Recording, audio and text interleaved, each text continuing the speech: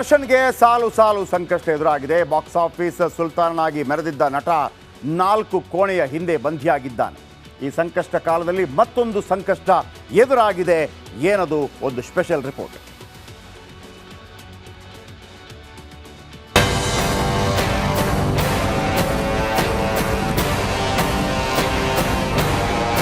ಪರಪ್ಪನ ಅಗ್ರಹಾರದಲ್ಲೇ ಮುದ್ದೆ ಮುರಿಯುತ್ತಾ ಕಂಬಿ ಎಣಿಸ್ತಿರುವಂತಹ ನಟ ದರ್ಶನ್ಗೆ ಸಂಕಷ್ಟಗಳು ಒಂದ ಎರಡ.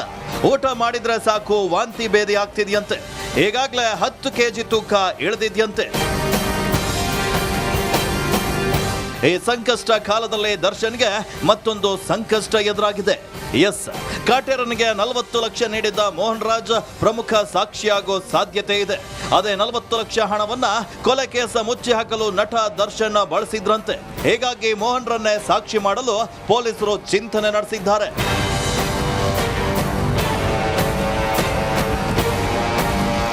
ರೇಣುಕಾಸ್ವಾಮಿ ಕೊಲೆ ಕೇಸ್ನಲ್ಲಿ ದರ್ಶನ್ ಗ್ಯಾಂಗ್ಗೆ ಶಿಕ್ಷೆ ಕೊಡಿಸಲು ಪೊಲೀಸರು ಸಿದ್ಧತೆ ಮಾಡಿಕೊಳ್ತಾ ಇದ್ದಾರೆ. ದಿನದಿಂದ ದಿನಕ್ಕೆ ಪೊಲೀಸರು ಸಾಲು ಸಾಲು ಸಾಕ್ಷಿ ಕಲೆ ಹಾಕುವಲ್ಲಿ ಯಶಸ್ವಿಯಾಗ್ತಿದ್ದು, ಈ ಕೃತ್ಯಕ್ಕೆ ಬಳಸಿದ್ದ 9 ವೆಹಿಕಲ್ಗಳನ್ನ ಪೊಲೀಸರು ಸೀಸ್ ಮಾಡಿದ್ದಾರೆ.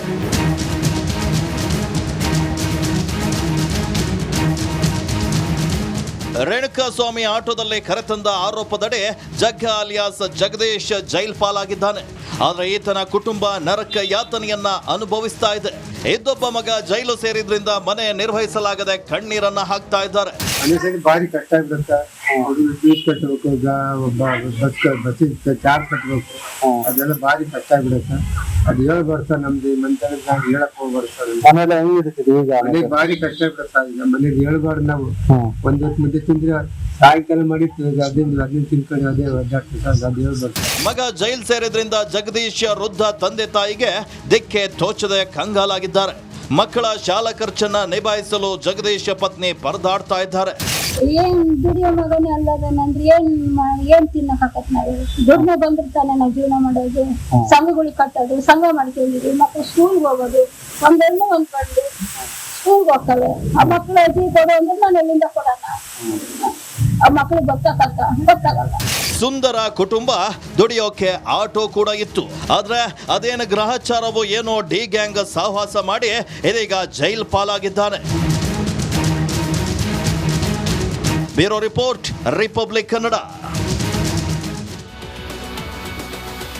ಇವೆಲ್ಲವೂ ದರ್ಶನ್ ಸುದ್ದಿ ಆದರೆ, ಪೊಲೀಸರು ಇದೀಗ ಟೆಕ್ನಿಕಲ್ ಎವಿಡೆನ್ಸ್ ಏನೇನು, ಆಮೇಲೆ ಪ್ರತ್ಯಕ್ಷ ಸಾಕ್ಷಿಗಳು ಏನೇನು, ಭೌತಿಕ ಸಾಕ್ಷಿಗಳು ಏನೇನು, ಇವೆಲ್ಲವನ್ನು ಕೂಡ ಸಂಗ್ರಹ ಮಾಡ್ತಾ ಇದ್ದಾರೆ. ಏನು ಟೆಕ್ನಿಕಲ್ ಎವಿಡೆನ್ಸ್ ಅಂದರೆ, ನೋಡಿ, ದರ್ಶನ್ ಕೇಸ್ನಲ್ಲಿ ಈ ಮುಂದುವರೆದ ಯುಗದಲ್ಲಿ ತಾಂತ್ರಿಕ ಸಾಕ್ಷಿಗಳು, ತಾಂತ್ರಿಕ ಸಾಕ್ಷಿಗಳೇ ಭಾಳ ಪ್ರಮುಖ. ನೋಡಿ, ಗೂಗಲ್ ಟೈಮ್ಲೈನ್, ಈ ಗೂಗಲ್ ಟೈಮ್ಲೈನ್ ನಿಮಗೆ ಒಮ್ಮೆ ಗೊತ್ತಾಗೋದಿಲ್ಲ ಏನು ಅಂತಂದ್ಬಿಟ್ಟು. ನೀವು ಸಾಧಾರಣವಾಗಿ ಯಾವುದೋ ಒಂದು ಫ್ಲಿಪ್ಕಾರ್ಟಿಂದ ಏನೋ ಆರ್ಡ್ರ್ ಮಾಡಿರ್ತೀರಿ. ಆಗ ನೀವು ಆ ಲೊಕೇಶನ್ ಆನ್ ಮಾಡಬೇಕಾಗತ್ತೆ, ಅಥವಾ ಯಾರಿಗಾದ್ರೂ ಲೊಕೇಶನ್ ಕಳಿಸ್ಬೇಕಾಗತ್ತೆ. ನೀವು ಲೊಕೇಶನ್ ಆನ್ ಮಾಡಬೇಕಾಗತ್ತೆ.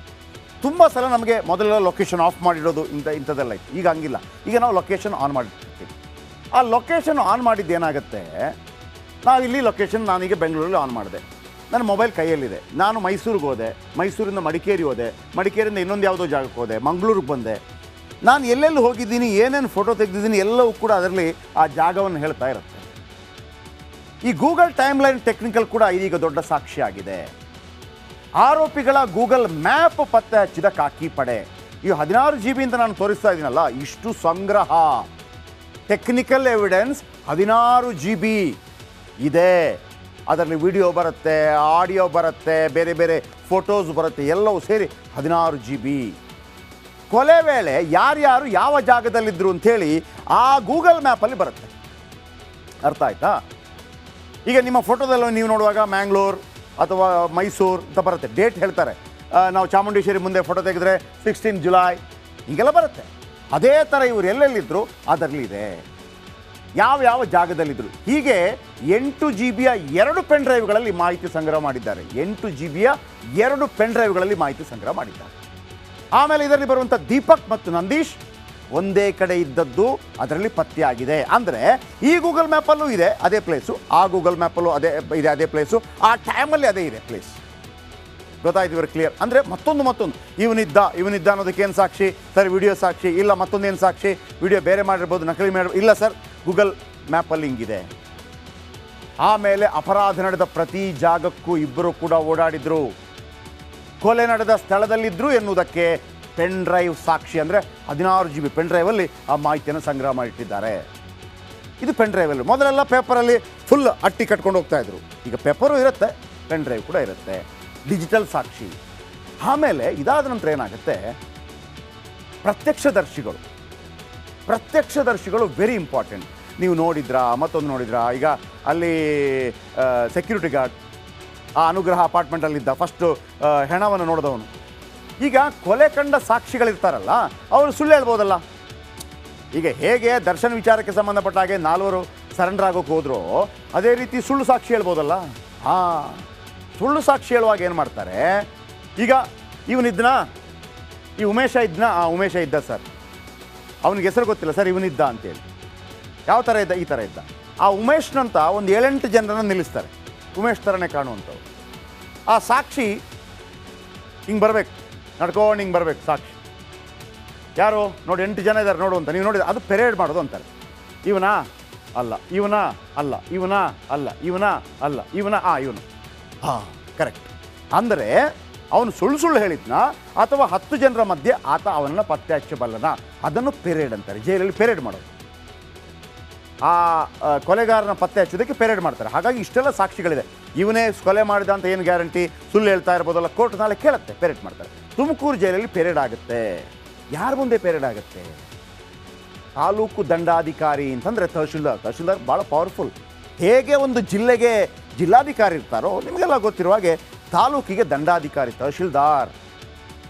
ಅವರ ಸಮ್ಮುಖದಲ್ಲಿ ಪೆರೇಡ್ ನಡೆಯುತ್ತೆ. ಯಾರ್ದೆಲ್ಲ? ಕಾರ್ತಿಕ್, ನಿಖಿಲ್, ರಘು ಜೊತೆ ಇತರೆ ಖೈದಿಗಳನ್ನು ನಿಲ್ಲಿಸಿದ್ರು. ಆ 3 ಜನ ಹಿಂಗೆ ನಿಲ್ಲಿಸ್ಬಿಟ್ಟು ಈ ಥರ ಒಂದು 10 ಜನ, ಯಾರೋ ಒಬ್ಬ ಬಂದಿರ್ತಾನೆ, ವೆಂಕಣ್ಣ ಸೀನಣ್ಣ ಯಾರೋ ಒಂದು ಬಂದಿರ್ತಾರೆ, ಅವ್ರನ್ನೆಲ್ಲ ನಿಲ್ಲಿಸ್ಬಿಡ್ತಾರೆ ಅವ್ರ ಥರನೇ ಕಾಣುವಂಗೆ. ಈಗ ಹೇಳೋ ಒಂದು 10 ಜನ ಇರ್ತಾರೆ. ಇದರಲ್ಲಿ ನಿಖಿಲ್, ಈಗ ಇದರಲ್ಲಿ ಕೊಂದವನು ಯಾರು ಹೇಳೋ? ಅವತ್ತಲ್ಲಿ ಗಾಡಿ ತಗೊಂಬಂದನಲ್ಲ ಹೇಳೋ, ತಂದಾಗ ಅವರು ಇವನ ಅಲ್ಲ, ಇವನು ಸರ್, ನಿಖಿಲ್. ಇನ್ನೊಬ್ಬನು ಕೇಳ್ತಾನೆ, ಈಗ ಹೇಳೋ, ಇದರಲ್ಲಿ ಯಾರಿದ್ದಾರೆ 10 ಜನರಲ್ಲಿ, ಯಾರು ಹೇಳೋ? ಇವನು. ಇದು ಪ್ರತ್ಯಕ್ಷ ಸಾಕ್ಷಿಗಳು ತಂದ ತಕ್ಷಣ ನಾನು ನೋಡಿದ್ದೀನಿ, ನಾನು ಹೇಳ್ಬಿಡ್ತೀನಿ ಅಂತ ಹೇಳಿದ ತಕ್ಷಣ ಕರ್ಕೊಂಬರೋದಿಲ್ಲ. ಅವರನ್ನು ಪೆರೇಡ್ ಮಾಡ್ತಾರೆ. ಪೆರೇಡ್ ಮಾಡಿ ಸಾಕ್ಷಿಗಳನ್ನು ಸಂಗ್ರಹ ಮಾಡ್ತಾರೆ. ಕೈದಿಗಳನ್ನು ನಿಲ್ಲಿಸ್ತಾರೆ. 3 ಆರೋಪಿಗಳ ಗುರುತು ಪತ್ತೆ ಹಚ್ಚಿದ ಸಾಕ್ಷಿಗಳು ಇವರಿದ್ರು ಸರ್, ಇವರಿದ್ರು ಸರ್, ಇವರಿದ್ರು ಸರ್. ತುಮಕೂರು ಜೈಲಲ್ಲಿರುವ ಕಾರ್ತಿಕ್, ನಿಖಿಲ್, ಪರಪ್ಪನ ಅಗ್ರಹಾರ ಜೈಲಲ್ಲಿರೋ ರಾಘು ಗುರುತು ಪತ್ತೆ ಹಚ್ಚಿದ್ದಾರೆ. ರಾಘು ಗುರುತನ್ನು ಪತ್ತೆ ಹಚ್ಚಿದ್ದಾರೆ 3. ನಿಖಿಲ್ ಮತ್ತು ಕಾರ್ತಿಕ್ ಅವರು ತುಮಕೂರು ಜೈಲಲ್ಲಿದ್ದಾರೆ, ಮತ್ತು ಪರಪ್ಪನ ಅಗ್ರಹಾರದಲ್ಲೂ ರಾಘು, ಯಾರು? ನಮ್ಮ ಚಿತ್ರದುರ್ಗ ಅಭಿಮಾನಿ ಸಂಘದ ಅಧ್ಯಕ್ಷ. ಆಮೇಲೆ ಗುರುತು ಪತ್ತೆ ಪೆರೇಡ್ಗೆ ದರ್ಶನ್, ಪವಿತ್ರ ಅವರನ್ನು ಕರೆಸಿಲ್ಲ ಪೊಲೀಸರು. ಅವರು ಬಂದಿಲ್ಲ. ಅವರನ್ನು ಇಲ್ಲಿ ತನಕ ಇವರಿದ್ರ ಅಥವಾ ಇಲ್ಲ, ಅವರನ್ನು ಬಿಟ್ಟು ಉಳಿದವ. ಓಕೆ. ಈ ನಡುವೆ ರೇಣುಕಾಸ್ವಾಮಿ ಕೊಲೆ ಕೇಸ್ನಲ್ಲಿ ನಟ ದರ್ಶನ್ ಪರಪ್ಪನ ಅಗ್ರಹಾರ ಜೈಲಲ್ಲಿದ್ದಾರೆ. ನಿಮ್ಗೆ ಗೊತ್ತಿದೆ. ಸದ್ಯ 14 ದಿನಗಳ ನ್ಯಾಯಾಂಗ ಬಂಧನದಲ್ಲಿದ್ದಾರೆ. 18ನೇ ತಾರೀಕು ತನಕ ಇರ್ತಾರೆ. ದರ್ಶನ್ಗೆ ಜೈಲೂಟ ಸಾಕಾಗಿ ಹೋಗಿದೆ. ನಿಮ್ಗೇನಾಗುತ್ತೆ, ಈ ಬೇಕಾಗಿರುವಂಥ ರೀತಿಯಲ್ಲಿ ಕಬಾಬು, ಕಲ್ಮಿ ಕಬಾಬು, ಬೋಟಿ ಕಬಾಬು, ಆಮೇಲೆ ಏನು ತಲೆ ಮಾಂಸ, ಬೇಕಾದಂಗೆ ಎಣ್ಣೆ ಅದು ಇದ್ದವ್ರಿಗೆ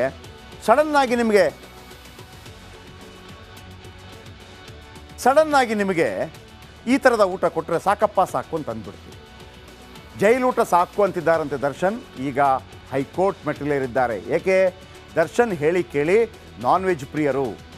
ಆದರೆ ಜೈಲಲ್ಲಿ ಸಿಗೋ ಊಟಕ್ಕೆ ದರ್ಶನ್ ಅಡ್ಜಸ್ಟ್ ಆಗೋದು ಬಹಳ ಕಷ್ಟವಾಗ್ತಾ ಇದೆ ಅಂತೆ. 1-2 ದಿವಸ ಅಡ್ಜಸ್ಟ್ ಆದ್ರ ಜೊತೆಗೆ ದಿನ ಕಳೆದಂತೆ ದರ್ಶನ್ ದೇಹದ ತೂಕ ಕೂಡ ಕಡಿಮೆ ಆಗ್ತಾ ಇದೆ.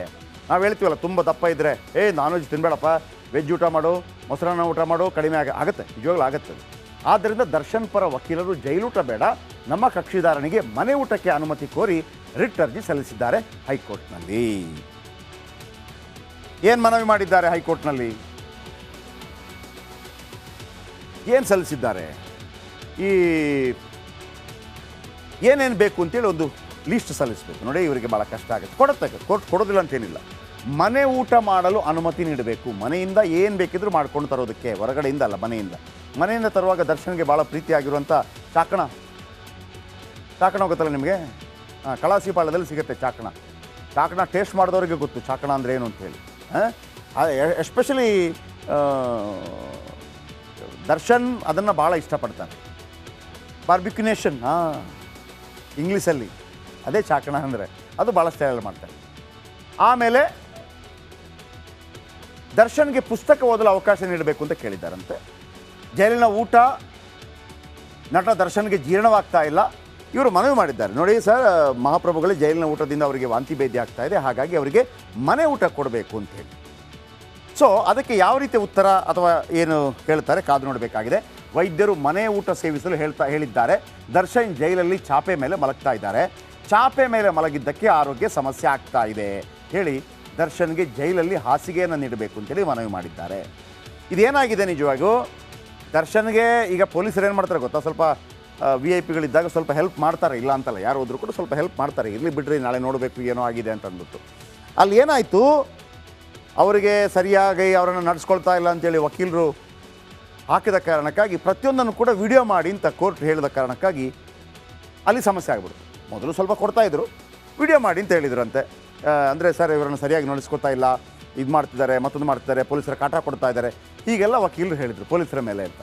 ಆಗ ಕೋರ್ಟ್ ಏನು ಹೇಳ್ತು, ಹೌದಾ ಕಾಟ ಕೊಡ್ತಾ ಇದ್ದಾರಾ, ತೊಂದರೆ ಕೊಡ್ತಾ ಇದ್ದಾರೆ ದರ್ಶನ್ ಅವರಿಗೆ, ಹಾಗಿದ್ರೆ ಅವ್ರಿಗೆ ಏನೆಲ್ಲ ಫುಡ್ ಕೊಡ್ತಾರೆ, ಅವ್ರು ಹೇಗೆಲ್ಲ ಇದ್ದಾರೆ ಅನ್ನೋದನ್ನು ವಿಡಿಯೋ ಮಾಡಿ ಪ್ರತಿ ದಿವಸ ಅಂತೇಳಿ. ಆ ವಿಡಿಯೋ ಇದ್ದಾಗ ಏನಾಗುತ್ತೆ, ನಿಮಗೆ ಸಿಗರೇಟ್ ಕೊಡೋಂಗಿಲ್ಲ, ಮತ್ತೊಂದು ಕೊಡೋಂಗಿಲ್ಲ, ಏನು ಕೊಡೋಂಗಿಲ್ಲ, ಹಾಸಿಗೆ ಕೊಡೋಂಗಿಲ್ಲ, ದಿಂಬು ಕೊಡೋಂಗಿಲ್ಲ, ಚಾಪೆ ಹಿಂಗಾಗ್ಬಿಡ್ತು.